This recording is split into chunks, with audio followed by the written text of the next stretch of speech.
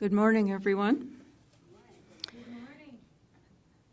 morning. I'd like to, before we start, invite people to sit and listen to Jeannie play the prelude. It's her own composition titled Kindness.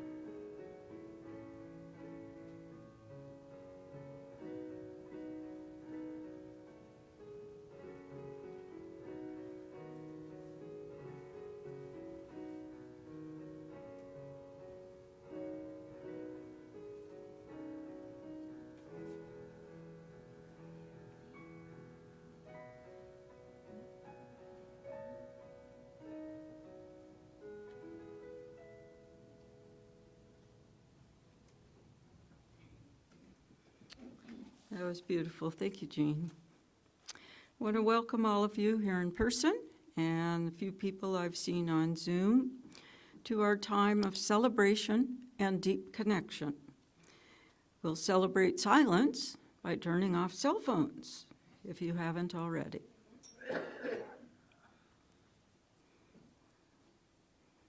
Thank you.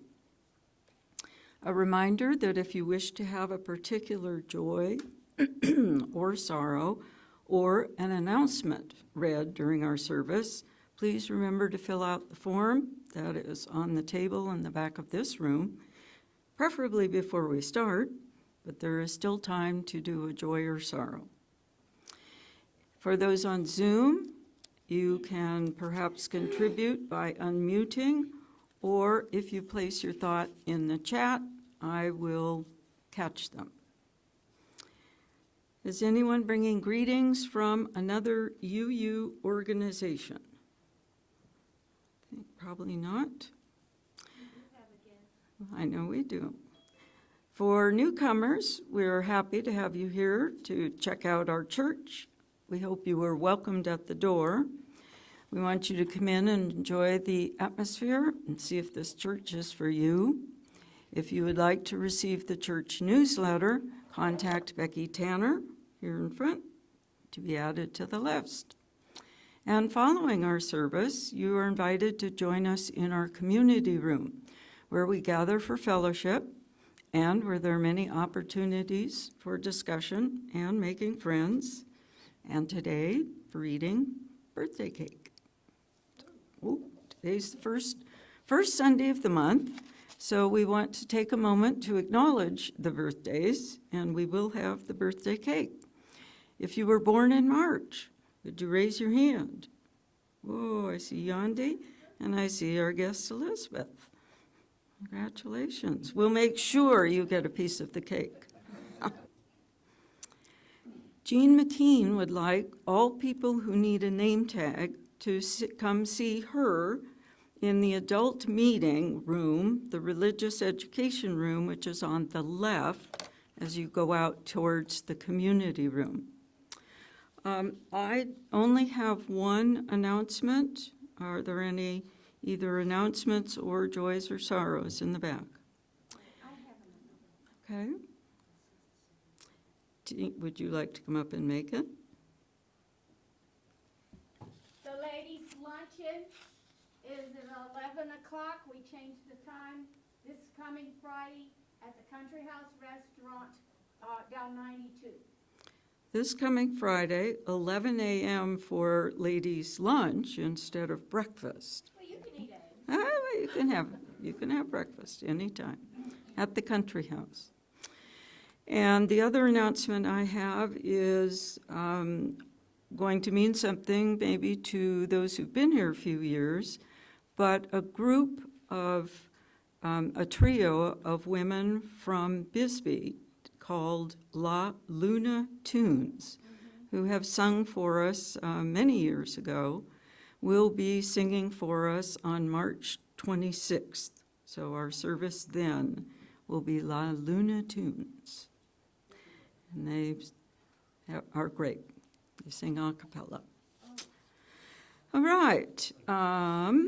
So, all those in the sanctuary here who are able to stand, if you could, please turn and wave at the camera, the red light there in the back of the room. There are people out there on Zoom, and they say they appreciate seeing who is here in the sanctuary. Thank you. Now, please turn to someone near you, and we have a question. Do you believe, with Margaret Fuller, that the only object in life is to grow? Now again, on first Sunday of the month, we say together our covenant of right relations and affirm how we have decided to interact safely and lovingly with one another. So, please repeat with me. We, the congregation of Sky Island Unitarian Universalist Church, Covenant 2, treat all beings with compassion and kindness, listen actively and speak responsibly, seek understanding and be open to change, acknowledge our imperfections and our differences with good humor, devote our energies to creating and maintaining a vibrant, beloved community among ourselves and in the greater world. Now that we've affirmed our covenant for behavior with each other, it is a good time to talk about other covenants we make to each other to strengthen this community. We're starting, because March is our pledge drive month, we have Moment of Stewardship, and Becky Tanner is going to be first up.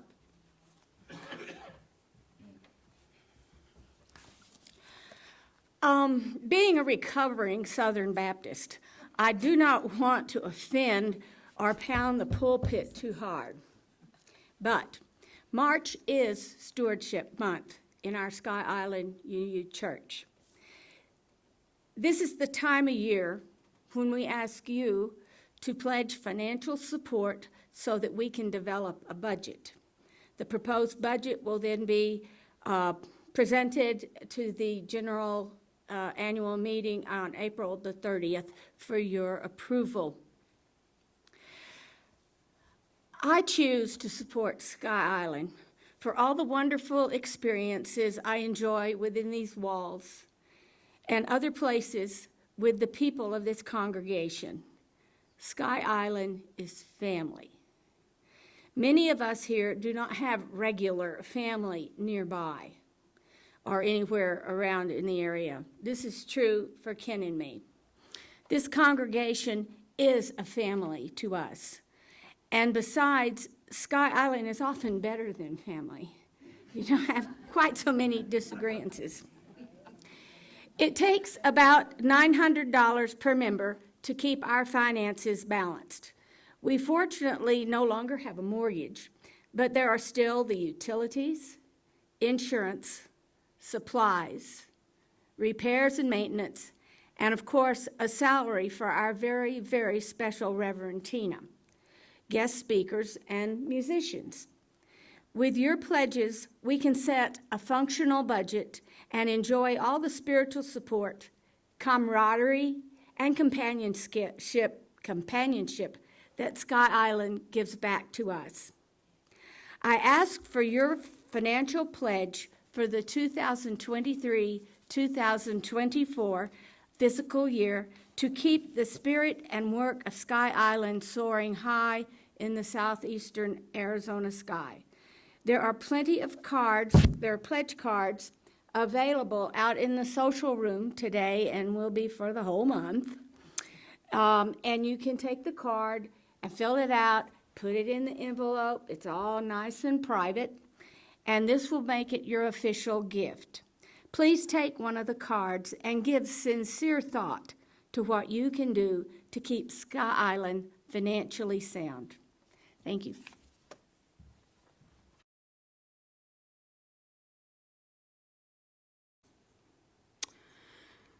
As we light this flaming chalice, we'll see if Chris can do that. It's always our challenge. Symbol of Unitarian Universalism.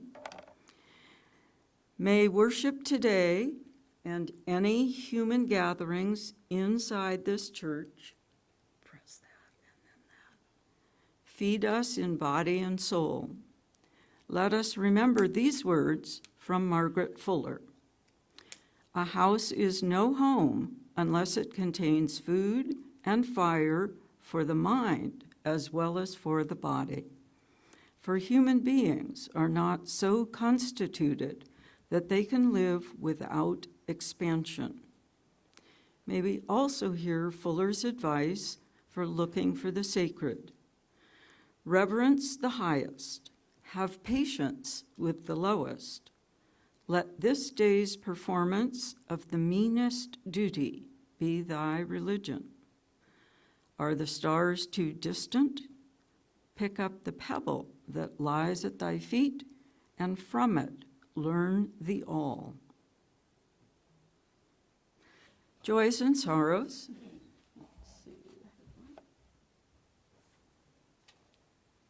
Are there any in the back? Any more? No. Ours is a welcoming community where we find connection, a spiritual community where we find meaning. Ours is a sharing community where our joys are amplified, a caring community where our sorrows are lessened. We make this commitment each week, knowing the life and experience of every person matters, and together our lights shine brighter. In this community, we share our sorrows with one another, and we also share our joys, and acknowledge that not everything can be shared out loud. We recognize that some do not have voices with which to speak the depth of their pain or the height of their celebration. We make time each week, knowing the life and experience of every person matters, and together our lights shine brighter. Our community is like a bowl, and today we have a fish bowl that holds all of our lives. The joys and sorrows which affect each person's life send ripples through all of our lives. I will drop stones in this bowl of water to represent the joys and sorrows of our lives here today.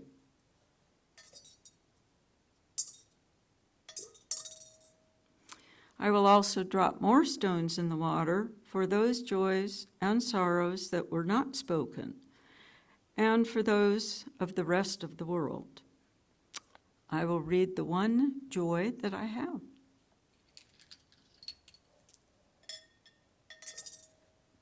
This joy is from Georgia Brown, and she says it's a blessing to have her friend from Canada with her today, Elizabeth Farrar, who also is having a March birthday. So make sure Elizabeth gets a piece of that cake. Elizabeth is traveling in a motorhome for those on Zoom, and she's traveling here for the whole month. She's all by herself.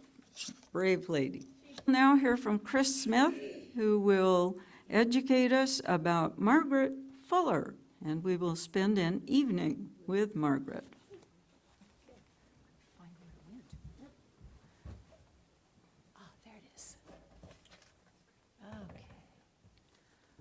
Good morning. How many of you know what Transcendentalism actually is? A few people, right? I didn't before I started doing this. It's a 19th century movement of writers and philosophers in New England. They were loosely bound together by adherence to an idealistic system of thought. It was based on a belief in the essential unity of all creation, the innate goodness of humanity, and the supremacy of insight over logical experience for the revelation of the deepest truths. Transcendentalists rejected the conventions of 18th century thought, and what began in a dissatisfaction with Unitarianism developed into a repudiation of the whole established order. I didn't know that. There were leaders in experimental schemes for living, such as Walden Pond or Thoreau. They believed in women's suffrage, better conditions for workers, modifications of dress and diet, the rise of free religion, educational innovations, and other humanitarian causes. It centers around the belief that spirituality cannot be achieved through reason or rationalism, but instead through self-reflection and intuition. Now, something you really would like to know. Here are some Beatles lyrics that carry a transcendental message. I don't know where I found this. Blackbird, can't buy me love. Lucy in the sky with diamonds. All you need is love, the long and winding road, and let it be. Didn't know that. And there's your education about transcendentalism to work up to what I'm going to talk about. An evening with Margaret Fuller. She says, rich is the one who lives in today, filled with the problems and promises of her own times. Richer is the one who lives in her own times, but sees in them the mixture of all the times that have been. Rich is the one who sees things newly, as eyes have never before looked upon the earth. Richer is the one who learns to look through the eyes of men and women who have gone before, and adds to their vision the freshness of his own sight. The highest sense of fulfilled excellence will be found to consist with the largest appreciation of every sign of life. The eye of man is fitted to range all around, no less than to be lifted on high. And that's from Margaret Fuller. And I need something to put on this so I don't, well, we'll do this. Good evening, and welcome to Elizabeth Peabody's bookshop in Boston. My name is Margaret Fuller, and I would like to share my life with you. I was born in Cambridgeport, Massachusetts, on May 23rd, 1810, the first child of Timothy and Margaret Crane Fuller. My father was a Harvard-educated lawyer whom I remember as being very strong-willed and strong-minded and independent. My mother was a sweet-tempered woman, but she was usually preoccupied with another pregnancy or with my younger brothers and sisters. My father had hoped for his firstborn child to be a boy, and when he got a girl instead, he decided to give me the education he would have given his son. He wanted to make me a paragon of intellectual and moral perfection, so he usually tutored me at night after a full day's work.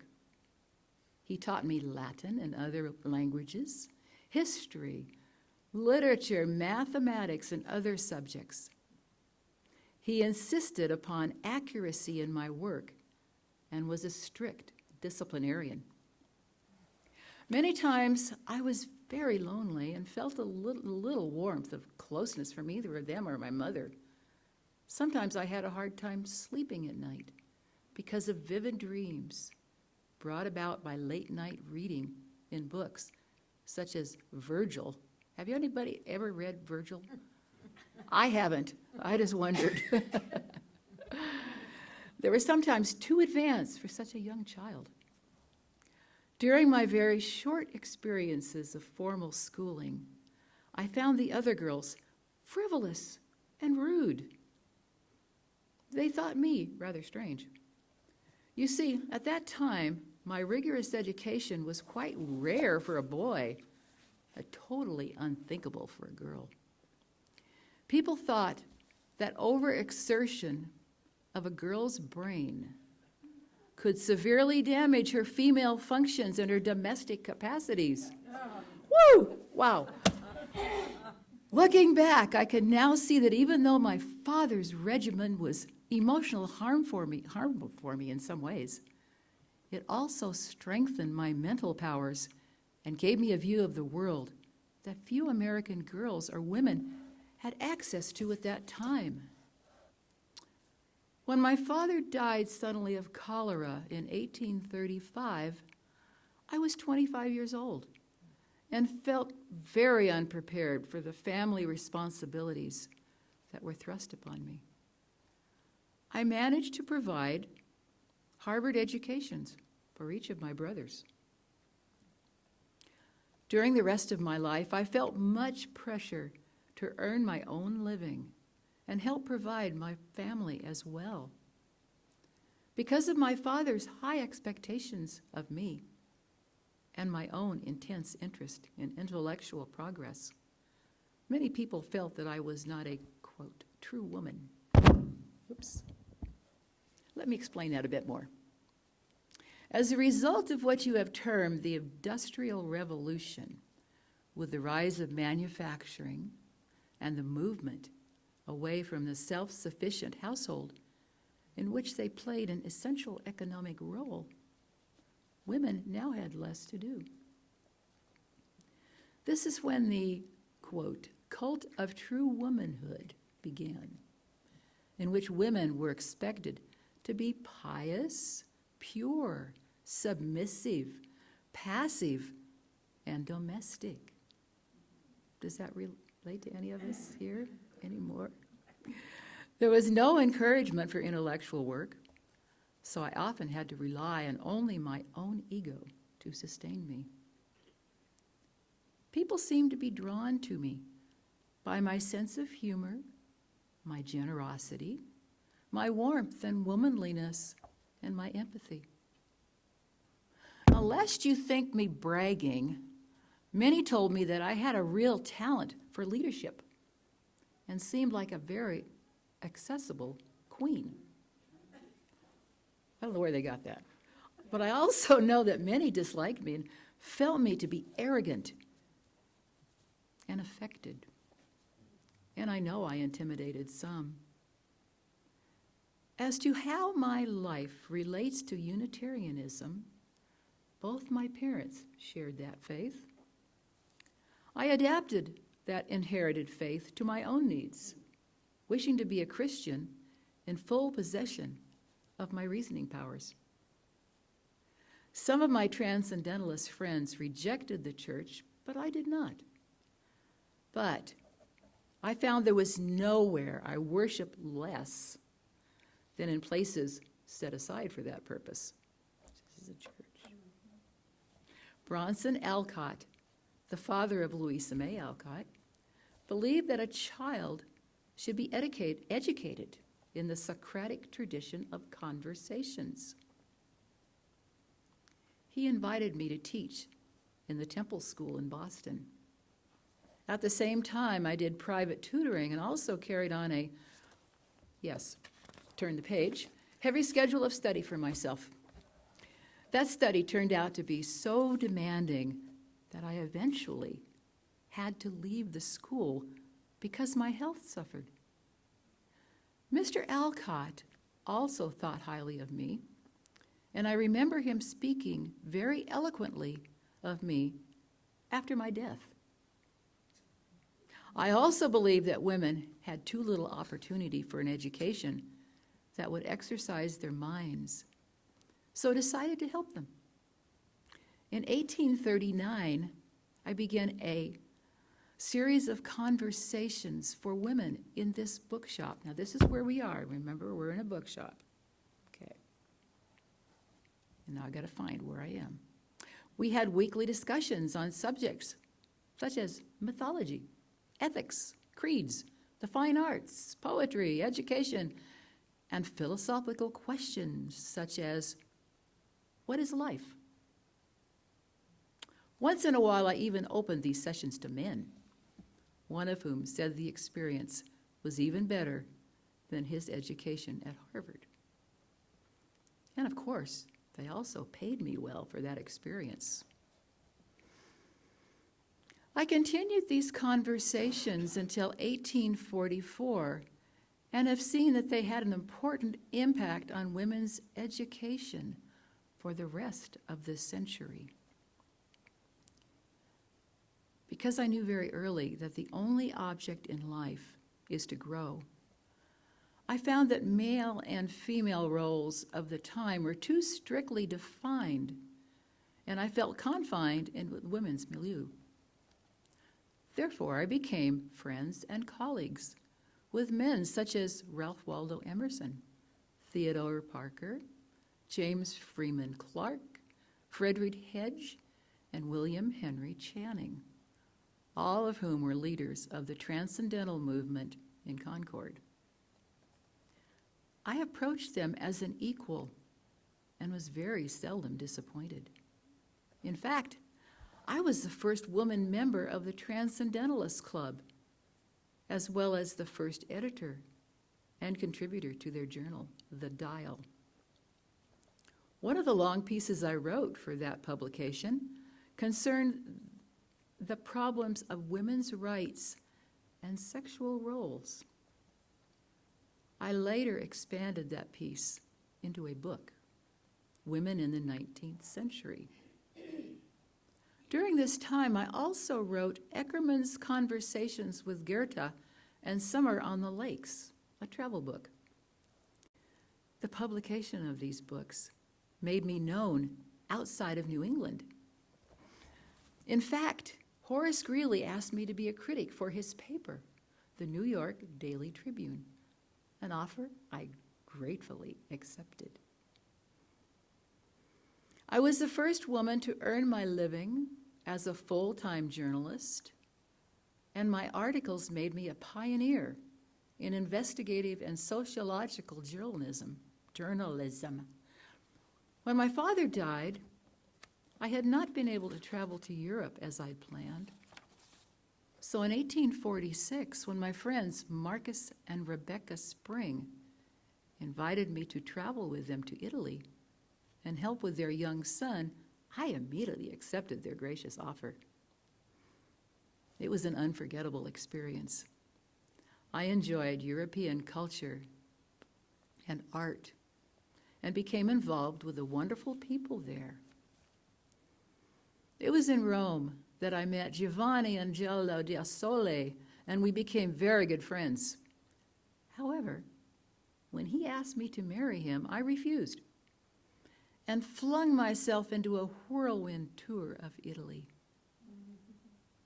He had told me that I would eventually return to him, which I did in 1847.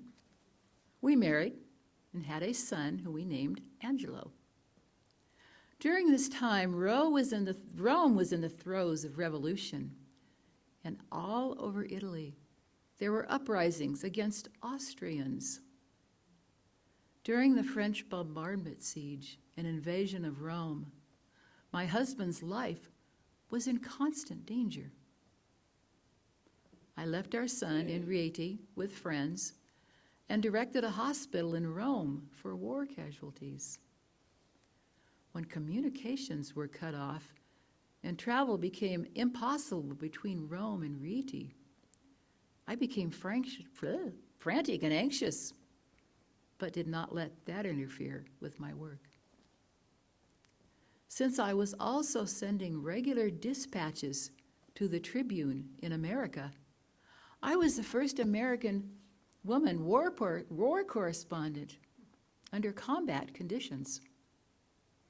After the Roman Republic fell in 1849, my husband, son, and I fled to Florence, where I completed writing a history of the Roman Revolution.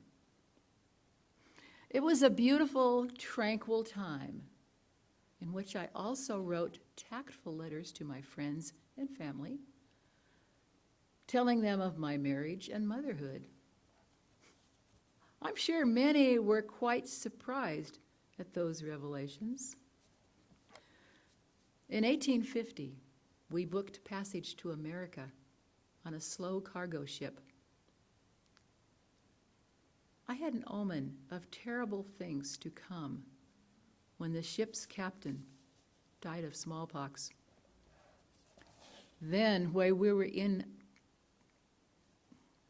inside of New York, the ship wrecked in a storm off Fire Island and foundered for 12 hours. During that time, none of the beach pirates on shore made any effort to go for help or bring in any survivors. The three of us drowned, and none of our personal effects were ever recovered, including my manuscript. During my life, I was strong-willed, independent, spontaneous, and stubbornly alive. But in death, many people found it much easier to manipulate me. My friends, with cooperation from my family, created an image as they wanted the world to remember me. I am very disappointed that Emerson, Channing, and Clark displayed so much carelessness in editing my remaining letters and journals. They chopped and altered any sections that might have been injurious to anyone's reputation. As a result, the publication, The Memoirs of Margaret Fuller, bore little relationship to my actual life. It presented me as a saintly and pious paragon of every virtue, a joyless semi-martyr who led an adventurous life, but left behind no written or other works of any value. The editors tailored an image of me as the stereotype of the true woman, an image I had strongly rejected my entire life. My reputation in America has been formed more by that book than any other single source. To their credit, my friends' motives were partly admirable in that they wished to safeguard my reputation. They wanted to protect me, to build me a monument against the crowds of the vulgar who taunted me. But they avoided the need to cope with my challenge to society's prejudices and injustices. For that, I feel, they did me a great disservice. Many people have wondered about my relationship with Ralph Waldo Emerson. I will be the first to admit that it was quite confusing at times. Although we shared ideas, books, and literary enterprises, such as the Dial, we were of very different temperaments. Where I was sociable and outgoing, Waldo loved his solitude. I feel that he apparently needed me, as he begged me many times to move to Concord permanently. I'm not sure how his wife felt about that. But his relationship with me and his treatment of my work after my death were always circumscribed by the treatment and limitations of his thinking about the female sex. To others, he seemed to be a progressive and enlightened thinker about women's rights. In actuality, he was a highly conventional anti-feminist. He wrote and spoke about women's lack of self-control, their excessive moodiness, their subjectivity, their narrowness, their variable constitutions, and their need to accept men as their guardians. What I found most insulting was his implication that we wanted no change in our situation and would be pained and embarrassed if we gained the rights a few were asking. His transcendentalist stance on the broadening of human possibility, human rights, and equality seemed to stop short of women. In 1840, American feminism was just beginning. It dealt with a wide range of legal, educational, and labor issues, but did not explore psychological questions or social structures that kept women in servitude. In writing Women of the 19th Century, I examined and criticized the role and the root of the social and personal relations that affect women's lives. I wrote of sex, prostitution, marriage, the double standard of morality, women's concepts of themselves, and men's concepts of them. I've been told my writing astounded many people. For the rest of the century, I was considered the philosopher of feminism. My book was so popular and controversial that the first edition sold out within a week. It apparently kindled the feminist movement emerging in America. However, many well-known and respected male critics called me deficient in femininity, attacked my morals, called me an unsexed version of Plato's Socrates, and an intellectual monstrosity. Go away, guy. I was also labeled as arrogant, aggressive, and strong-minded, and my book was not considered a nice book for ladies in England. But according to one of my biographers, Margaret, I was one of the greatest humanists of the century, easily the equal of Thoreau and Emerson. My mind was as good as either. My perception of experience was penetrating and original. The wisdom I gained from life's experiences was as great, and my criticism of society was as far-reaching. But the conditions of my life were more difficult. I dared and risked more than any of them. I was more civilized and social than either of them, and I achieved the greater balance as a thinker and human being. I was more honest than Emerson, more compassionate than Thoreau, and more loving than either of them. However, I have been ignored while they have been honored and widely read. It's not a question of exalting one reputation over another. The competition for fame is not the issue. No author's greatness is diminished because another is elevated to the galaxy. What is at stake is the opportunity to influence lives, to affect human destinies.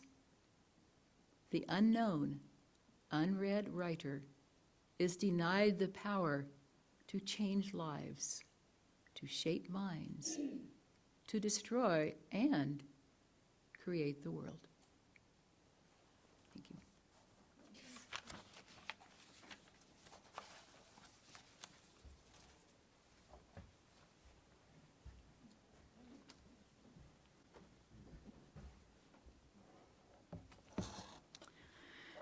Transcendentalism is one of the first philosophical currents that emerged in the United States. It is therefore a key early point in the history of American philosophy.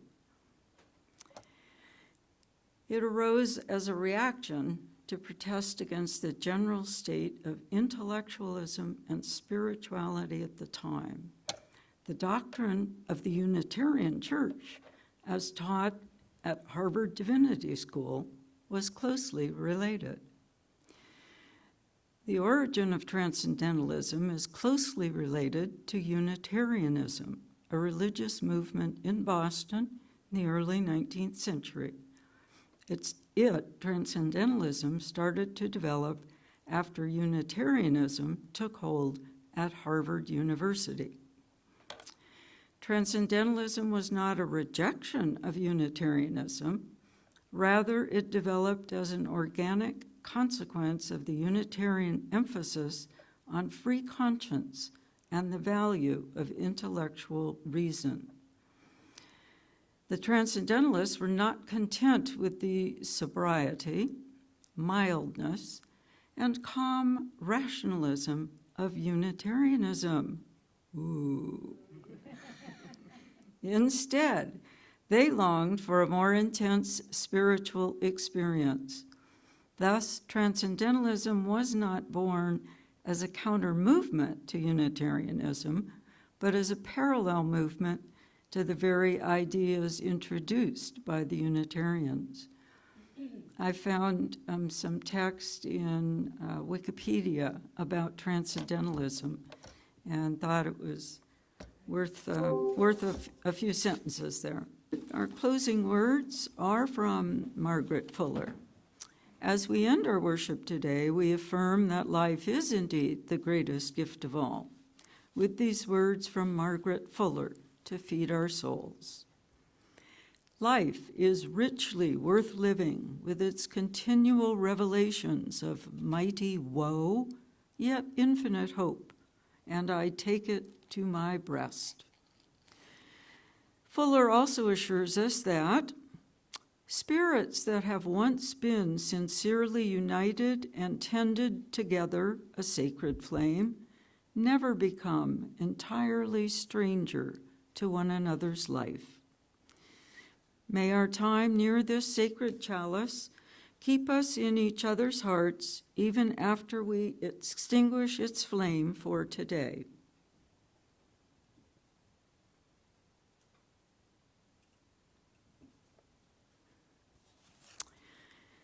As you exit, you will be handed a copy of our draft, preliminary, very drafty budget for next fiscal year, and a pledge card. In a couple of places on the walls in the community room, there are fair share contribution guidelines. They are color charts, and you can find them. Please take a few moments to listen to Jean play another of her own compositions, Song of Community, as our postlude.